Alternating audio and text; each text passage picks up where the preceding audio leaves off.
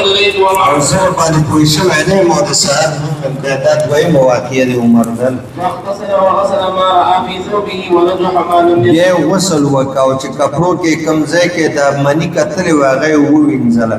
په غسل عمیق باندې او چې نه ولیدلې هغه کې غسل خفیف وکنو مخکې مونږ تاسو ته ویلې کنه. فأما ما روى يحيى بن عبد الرحمن عن عمر رضي الله عنه وهو يدل على أن عمر رضي الله عنه فعل ما لا بد له منه. هغه کار وکړي چې د کوم نه خلاصه او مخلص نو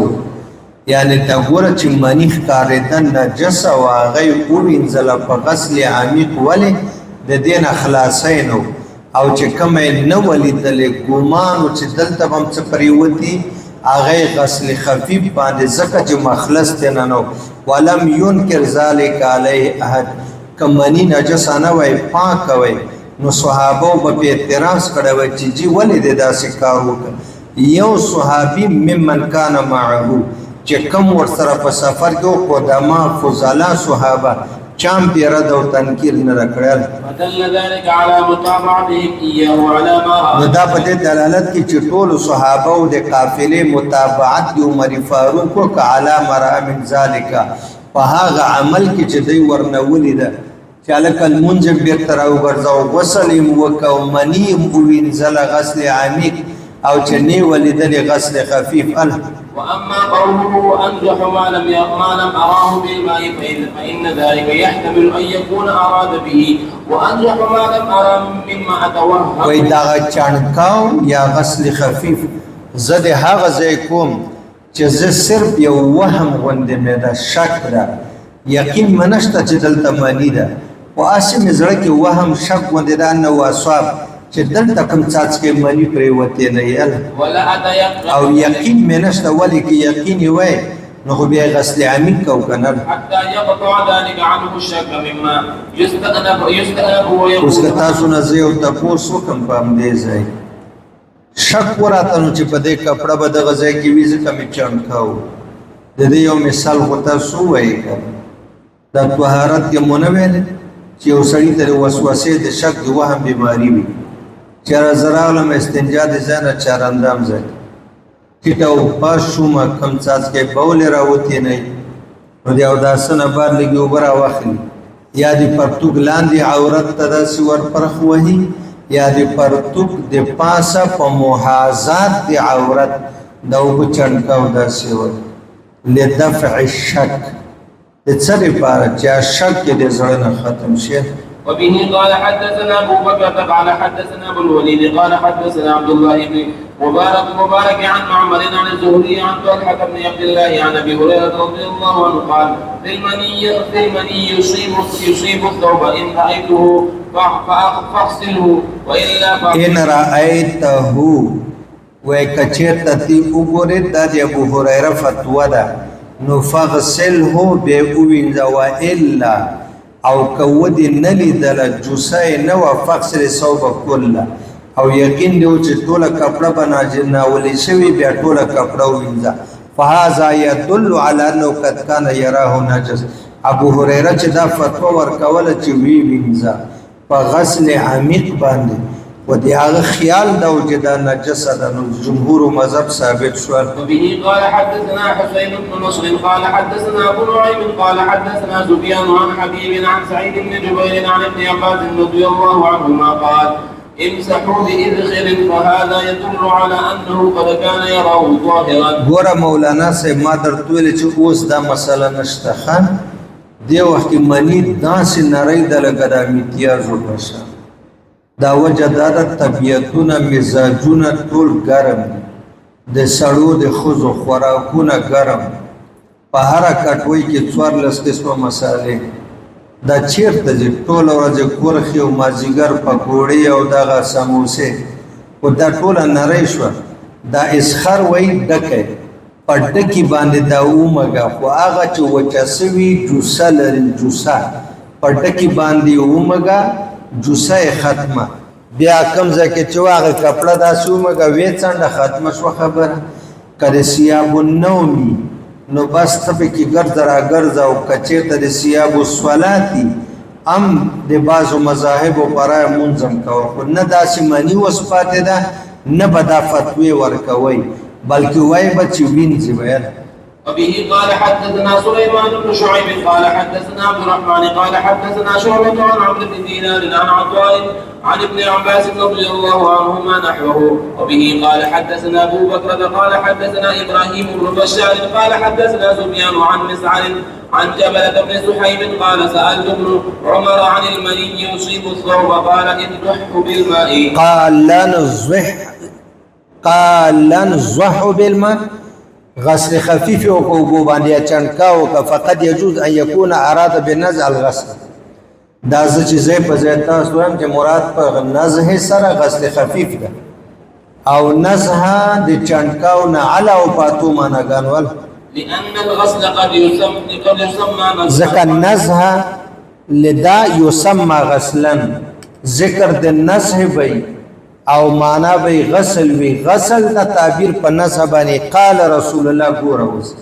انی لا اعرف مدینه ما ته یو ریاست معلوم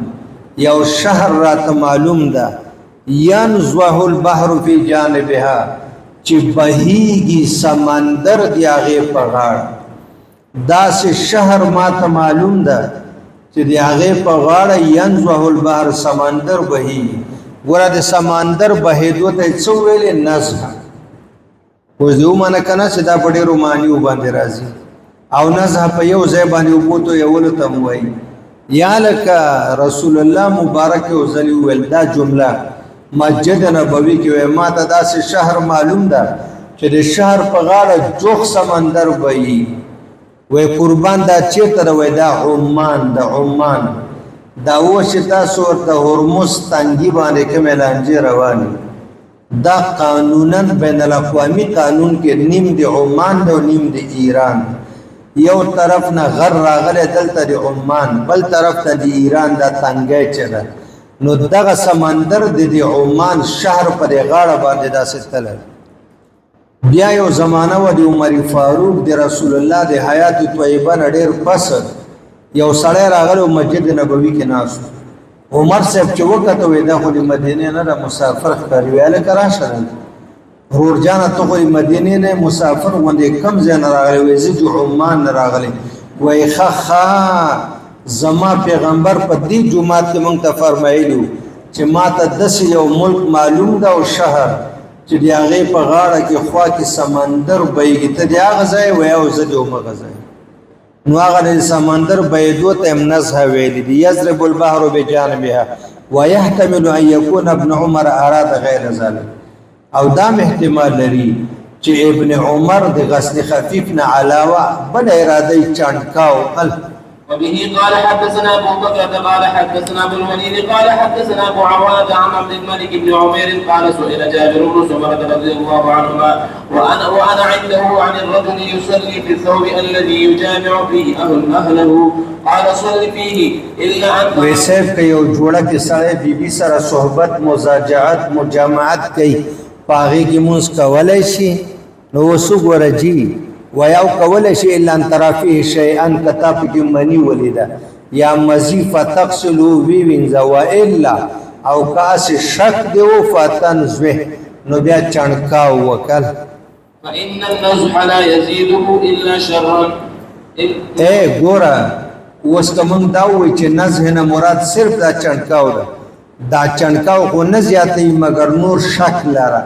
نو غسل خفیف واله جمعه وبو کې او بدري وای او پکا بس دا ډیره ده. وبه قال حدثنا ابو بكر قال حدثنا ابو الوليد قال حدثنا السري بن يحيى عن عبد الكريم بن رشيد قال سئل انس بن مالك رضي الله عنه عن قطيفة اصابتها جنابة الله. قطيفه ویلې کېږي ګلدار څادر زونډیدار څادر چې خلک جمع کې استعمالي چې هغه باندې جنابت منی پرته لا یدرا عین موضعها او د دې زونډیدار ګلدار څادر پته نه لګي چې کم زیاده منی لګیدل قال اغسلها وینځنو خو دې معلومه شو چې نجس را کنه قال ابو جعفر وس ورته وای فلما اختلف فيه هذا الاختلاف ولم يكن فيما روينا عن رسول الله صلى الله عليه وسلم دليل على هر کله چې دې کې اختلاف راغی چې بازو کې حق راغی بازو کې فرق راغی بازو کې اسخر راغی بازو کې نزح راغله بازو کې غسل راغی او د نبی پاک نه صراحتا دلیل نشته نو موږ اعتبرنا ذلك من طریق النظر موږ ته تبو تلاش په دې مسله کې وکړو په اعتبار د دلایل عقلیه او سره فوجدنا خروج المني حدثا اغلظ الاحداث لان موږ وکتل منی دا چې راوځي نو دا نجس او د معمولی نجس هم نه دا اغلظ الاحداث لانه يوجب اکبر الطهاره دا طهارت حدث اکبر ده کنه ده او طهارت اکبر واجبای کنه واجبای خو معلومه دا شو چې اغلظ النجاسات ده کنه فاردنا ان ننظر في الاشياء التي من اراده او چې من سوچ فکر پاغه شی او کو خروج او حدث چې دی هغه وتل د انسان نه په سبیلانو باندې سبب دی بیا د سوي کیف حکمها فی نفسها په اعتبار د ذات هغه حکم سره لکه غټ لارې نه غټ او د اسمات او حکم سره نجس په نجاست غلیظه الکه د وړې او د اسمات زنه واړه په ولوزي نجس په نجاست فرعین الغایت والبول خروجه ما حدث دوالو سره بیا د سراجی او د اسمات وهما نجسان فی انفسهما په اعتبار د ذات غټ ورته قضا نجس ادا کنه را وکذالک د الحیض والاستحاض د حیض او د استحاض وینه سره بیا د سراجی کنه راځي هما حدث او دا دوانه بیا د سرا ولی وهما نجسان د حیض وینم پلی تر غسل عمیق واړي د استحاض وینم پلی تر غسل عمیق واړي و دم العروق كذلك او دالا صحبه چې زخمی شي ورغ وسلېږي وینه راوځي دمه مسفوح ده کنه درغونو وینم كذلك په نظر په تقاضا د قیاس جلی سره فلما ثبت بما ذکرنا ارکل چې زمونږ په دغه دلایل او عقلیه او دا ثابت شو چې د هر شی وتل د سبیلانو نه سبب دی بیا د سی هغه نجس د په اعتبار ذات وقد ثبت ان خروج المني حدث معلومه شو چې منی خو بیا اغلظ الاحداث اکبر الاحداث ده ثبت ايضا انه في نفسه نجس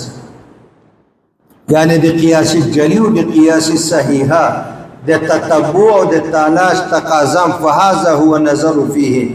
دا تقاضا د قیاس صحیح قیاس جلی دا وجه دا نجس ضرور فهذا هو النظر فيه غير ان اتبعنا في اباحه حقه اذا كان يابس المعروف او دومره چې مونږ ویل چې وچه نو مګي ما روي في ذلك عن النبي وهذا قول ابي حنيفه وابي يوسف ومحمد چې جوسلري وچا سوي سیاب النومي او که سیاب الصلاه هغه ومګي نو ما تاسو ته ویل چې زمونږ سره په دې مسله کې امام مالک صاحب شریک وکنو د باب اول کې مې تاسو ته ویل امام صاحب وی چې وچه مری په مګلو باندې پاکي غرولو لمده په وینځلو امام مالک صاحب چې دواړه په وینځلو حالت بدل دي او په دې وخت کې فتوا په قول امام مالک رحمت الله علیه وچه لمده دواړه بغیر وینځلو نه پاتې